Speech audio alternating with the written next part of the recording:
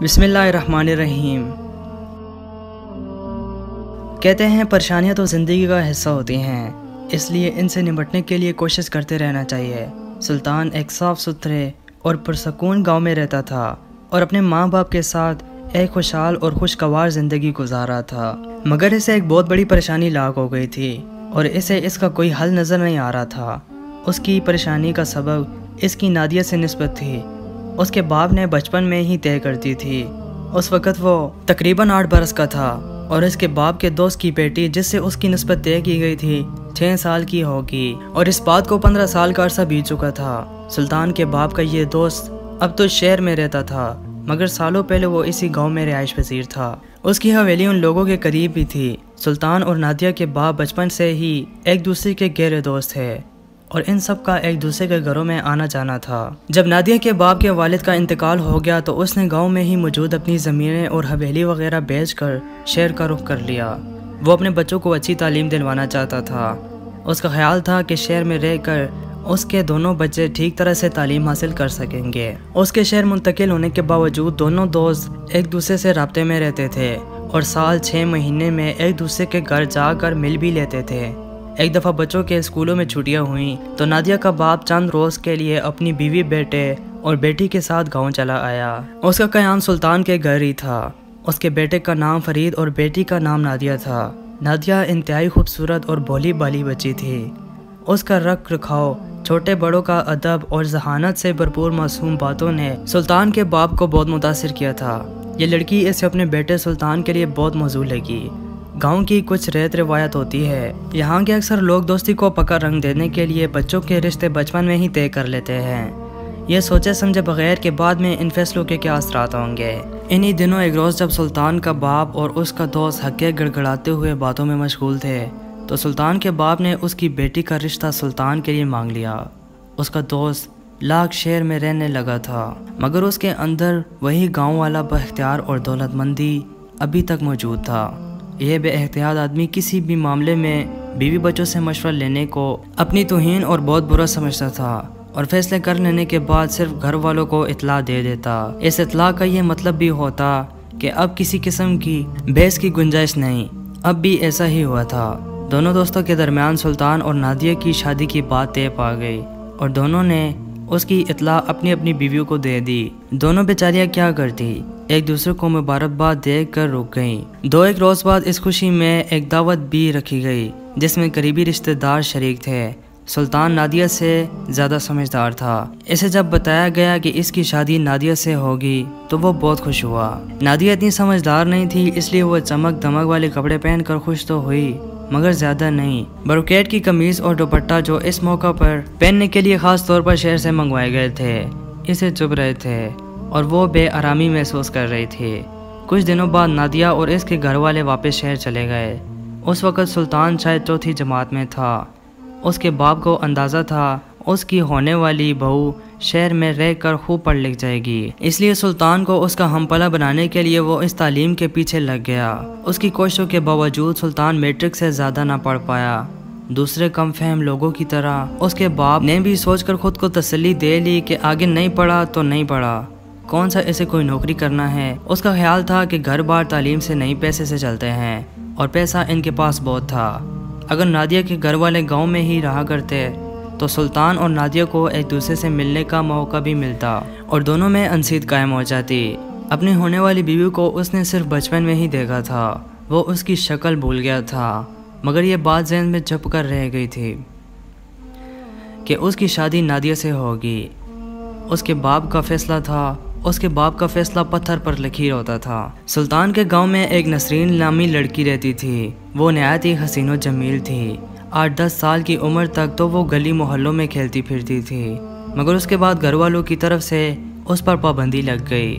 اب وہ کبھی کبھار دروازے پر نظر آ جاتی تھی، کبھی باہر جانا ہو تو ایک بڑی سی چادر لپٹ کر نکلتی تھی۔ نسرین کا باپ گندم اور دوسری فصلوں کا اڑاتی تھا۔ وہ بوڑھا ہوا تو اس کے تینوں بیٹوں نے یہ کام سنبھال لیا۔ اس کام میں بہت پیسے ملتے تھے، اس لیے گھر میں خوب خوشحالی تھی۔ ان کی عمارت کا مقابلہ گاؤں کے بڑے سے چودھری بھی نہیں کر سکتے تھے۔ شہر ہو یا گاؤں، ہر جگہ پیسے والوں کی عزت ہوتی ہے۔ ان کی بھی گاؤں میں بہت عزت تھی۔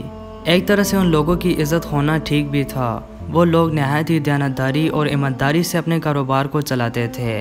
गरीब किसानों की मजबूरी का फ़ायदा उठाकर और तरह तरह की बातें बनाकर उनसे सस्ते दामों अनाज नहीं खरीदते थे कि उनकी साल भर की मेहनत ठीक ठाक मुनाफा उन्हें मिल जाए। इस साफ सुथरी सोच की वजह से उन्हें भी फ़ायदा होता था और गरीब किसानों को भी। अल्लाह की दी हुई नेमतों का शुक्र अदा करने का यह भी एक तरीका है कि हकदारों को उनका हक ठीक ठीक तरीके से अदा किया जाए, उससे बरकत भी होती है। इधर सुल्तान के बाप के पास बहुत सारी ज़राई ज़मीन थी। इस ज़मीन से जो अनाज उगता था वो नसरीन के भाइयों को फ़रोख्त कर दिया जाता था। चूँकि इस काम में सुल्तान मुलविस होता था, इसलिए नसरीन के भाइयों से इसकी काफ़ी दोस्ती हो गई थी। भाइयों से दोस्ती हुई तो उनका आपस में एक दूसरे के घर आना जाना भी शुरू हो गया। इसी आने जाने में नसरीन भी सुल्तान को कभी कभार नज़र आ जाती थी और यूँ वो सुल्तान को अच्छे लगने लगी और यूँ वो अच्छा लगना शदीद मोहब्बत में तब्दील हो गया। वो भी एक खूबसूरत जवान था और नसरीन भी उसकी मोहब्बत का दम भरने लगी थी। दोनों की दोस्ती को कुछ अरसा बीत चुका था।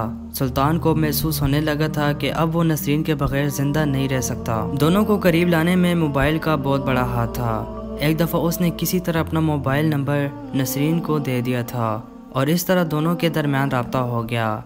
वो एक दूसरे को आता जाता देख लेते और बातें मोबाइल पर कर लिया करते थे। गांव और घर के मखसूस माहौल की वजह से वो नसरीन से मुलाकात नहीं कर सकता था। कभी कभी वो ये सोचकर सख्त परेशान हो जाता था कि चाहे कुछ भी हो जाए उसका बाप इसकी शादी नादिया से ही करके दम लेगा। एक रोज़ सुल्तान के बाप के जहन में ख्याल आया कि इतने बड़े घर में सिर्फ 3 लोग हैं। उसने सोचा कि अब वक्त आ गया है कि सुल्तान की शादी कर दी जाए। बहू के आ जाने से घर में रौनक भी हो जाएगी और फिर पोते पोतियों के होने के बाद दोनों दादा दादी का वक्त भी अच्छा गुजरेगा। ये सोचकर उसने दोस्त के पास शहर जाने की तैयारी शुरू कर दी ताकि सुल्तान और नादिया की शादी की बात आगे बढ़ाई जाए। इन तैयारियों की खबर जब सुल्तान को मिली तो वो घबरा गया। दोस्तों को अहद व पैमान एक तरफ, मगर इसे तो नसरीन अच्छी लगती थी और वो इसे अपनी शरीके हयात बनाना चाहता था।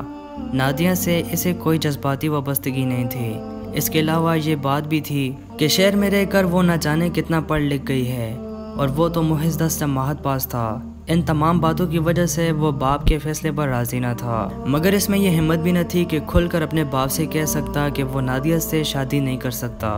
नसीन को वो ये बात पहले ही बता चुका था कि उसके बाप ने उसकी शादी की बात अपने दोस्त की बेटी से तय कर ली है। ये बात सुनकर वो ज़रा नहीं घबराई और इसको तसल्ली देते हुए बोली, तुम क्यों परेशान होते हो? अपने अब्बा जान से कह दो कि तुम वहाँ नहीं यहाँ शादी करना चाहते हो। सुल्तान ने अफसरदगी से कहा, मुझ में इतनी हिम्मत नहीं है इस सिलसिले में मैं अपने बाप से कुछ कह सकूं, और ये हिम्मत मेरी माँ में भी नहीं है। कहने को तो इन्होंने पूरी ज़िंदगी मेरे बाप के साथ गुजार दी है, मगर मैंने कभी उन्हें अपने बाप से बहस करते नहीं देखा। वो इसकी हर बात पर सर झुका देती है, वो बात चाहे ठीक हो या गलत। मैंने माँ से कहा था कि मैं नादिया से शादी नहीं करना चाहता, इसलिए वो इस सिलसिले में अब्बा जान से बात करे, मगर उन्होंने ये कहकर साफ इनकार कर दिया कि वो मेरे बाप के फैसले के इख्तिलाफ नहीं कर सकते। इसकी बात सुनकर नसरीन हंस पड़ी। तो फिर तुम अब क्या करना चाहते हो? उसने पूछा। इसी बात का मशवरा करने के लिए तो मैंने ये मसला तुम्हारे सामने रखा है। सुल्तान ने बेबसी से कहा, कोई मशवरा देने से पहले बस इस बात का ध्यान रखना कि मैं अपने बाप से नहीं कह सकता कि मुझे नादिया से शादी मंजूर नहीं, मुझ में इतनी हिम्मत नहीं, तुम इसे मेरी बुज़दिली कह सकती हो। नसरीन कुछ देर खामोश रही, यूँ मालूम देता था कि जैसे वो कुछ सोच रही है। थोड़ी देर बाद उसकी आवाज़ वो कह रही थी, तो इसका हल सिर्फ यही है कि लड़की मना कर दे, यह कह दे कि तुमसे शादी नहीं करना चाहती, तुम उससे बात करो। जब मैं मर्द होकर ये कदम उठा सकता हूँ तो वो तो फिर एक औरत है, उसका बाप भी ऐसा ही है जैसा मेरा। उनकी मर्ज़ी के ख़िलाफ़ कोई भी बात हो जाए तो वो पूरा घर सर पर उठा लेते हैं। सुल्तान ने मायूसी से कहा, उसकी फ़िक्र तो तुम करो मत, औरतें शहर की हो या गांव की, कुछ मामलात में मर्दों से ज़्यादा हिम्मत होती है। फिर कोई औरत ये बर्दाश्त नहीं कर सकती कि उसका शौहर शादी तो उससे करे मगर मोहब्बत किसी और से। मेरी मानो, इसे साफ साफ बता दो कि तुम किसी और से मोहब्बत करते हो, वो तुम्हारी बात सुनकर खुद ही शादी से इनकार कर देगी। सुल्तान इस पर कुछ कहने ही वाला था कि फ़ोन की लाइन कट गई। शायद नसरीन के घर का कोई फ़र्द आ गया। बहरहाल इसकी बात सुल्तान के दिल को लगी थी। अगले रोज़ वो अपनी गाड़ी में बैठकर शहर गया और नादिया के घर जहाँ पहुँचा। वो कई मरतबा अपने बाप के साथ उनके घर आ चुका था।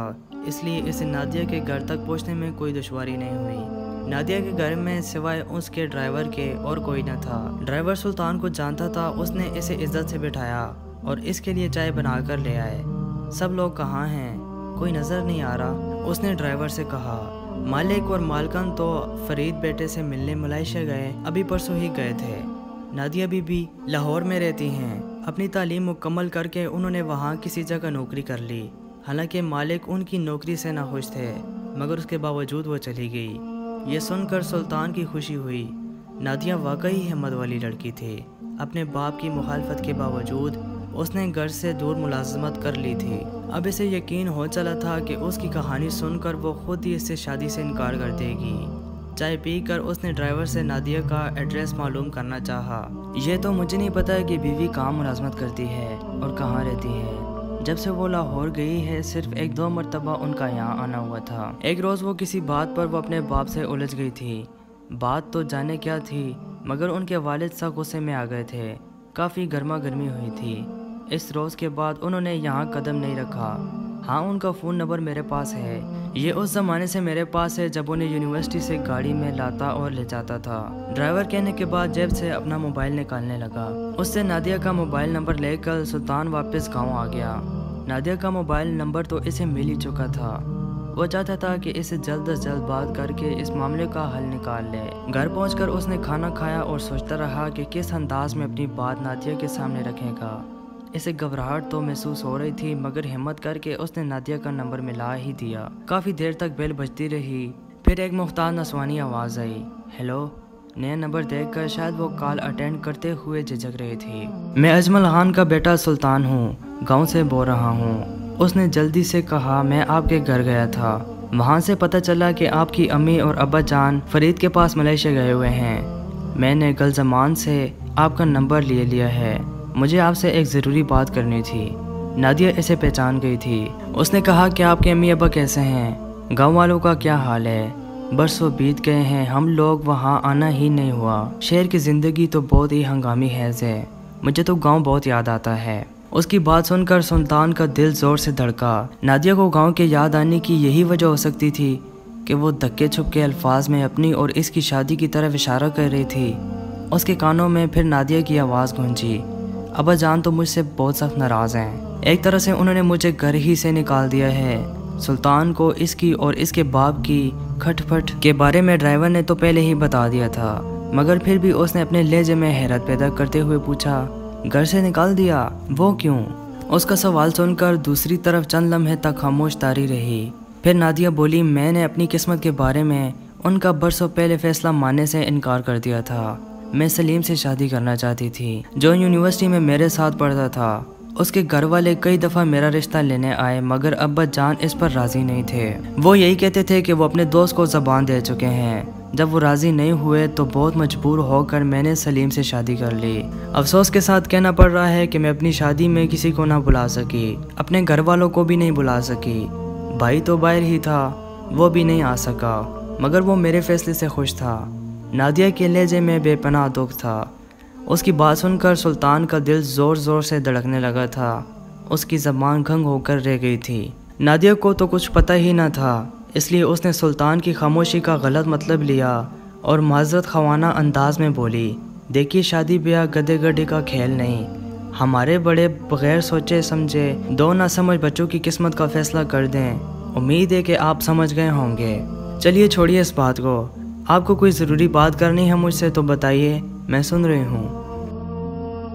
دوستو، اگر آپ کو اسٹوری اچھی لگی تو کمنٹ سیکشن میں اپنی رائے ضرور بتائیں اور ہمارے اس چینل کو ضرور سبسکرائب کریں اور ساتھ میں دیے گئے بیل پر کلک کریں۔